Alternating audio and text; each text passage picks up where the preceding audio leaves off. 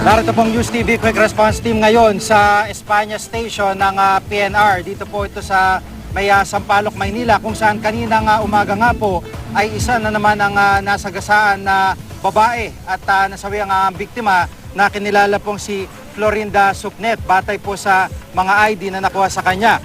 Ayon sa investigasyon, tuloy-tuloy raw na tumawid sa riles ang biktima sa kabila ng umano'y pagbusina ng paparating na tren at babala mismo ng crossing keeper. Buhay pa po ng respondihan ng ambulansya biktimang nasagasaan ng tren na si Florinda Supnet. Pero dead on arrival siya sa UST Hospital. Narito po report ni Isay Reyes. Nakahandusay pa sa gitna ng riles ang babaeng ito ng datna ng GMA News sa Antipolo Street, corner Espanya Avenue sa Maynila. Nasagasaan siya ng tren ng PNR bandang alas 10 ng umaga kanina. Bali ang kanyang kanang balikat. Humihinga pero hindi na gumagalaw. Nagkalat pa sa kanyang tabi ang tila pinamiling gatas at mga gamot ng bata. Ang mga rumesponding medic, kinailangan pang parahin ng isang napadaang ambulansya. Pero dahil wala ring dalang stretcher, karton ang ginamit para maisakay sa loob nito ang babae.